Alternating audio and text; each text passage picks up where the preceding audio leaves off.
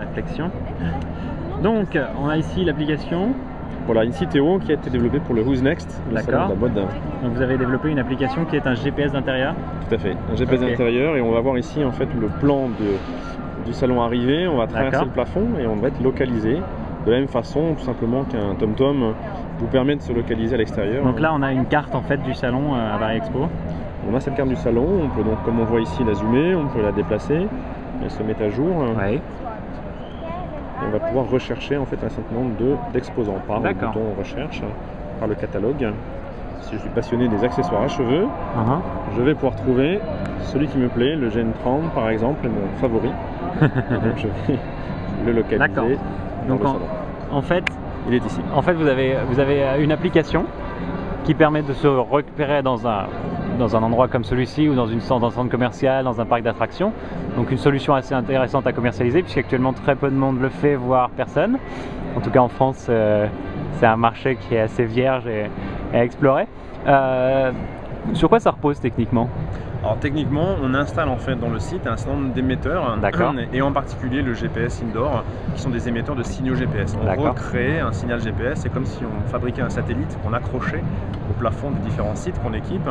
On a installé ici 6 émetteurs sur une surface qui est à peu près 60 000 m², qui a un intérêt en nombre, parce qu'on a très peu d'émetteurs à installer, du fait de leur portée. Donc voilà un petit peu la clé de Citeo.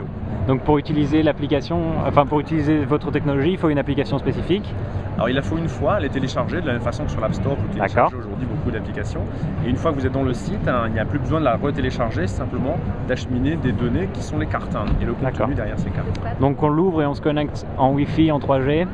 Voilà, elle sera connectée en Wi-Fi, en 3G, de façon à la rendre, à ce qu'elle soit bien fluide et connectée de façon à pouvoir la mettre à jour très régulièrement, et le contenu également. C'est une application que vous allez offrir aux utilisateurs. Elle sera gratuite aux utilisateurs et le modèle économique repose sur un paiement par le bénéficiaire qui finalement est un exposant dans un salon, ou une compagnie aérienne dans un aéroport, ou une boutique dans un centre commercial. D'accord.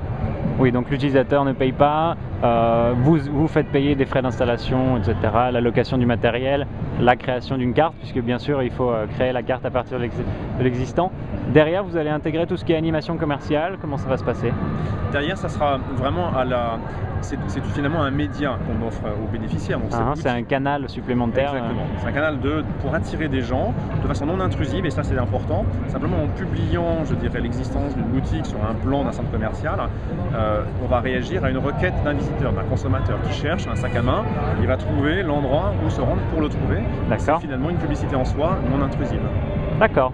Donc ça arrive à peu près quand sur les premières versions sur nos mobiles? Alors les versions commerciales seront pour la rentrée, pour septembre 2017. D'accord. Et vous avez quelle plateforme pour le moment? Aujourd'hui 3 plateformes, l'iPhone, Windows Mobile et Android. Ok, super, merci beaucoup. Merci. Bonne journée.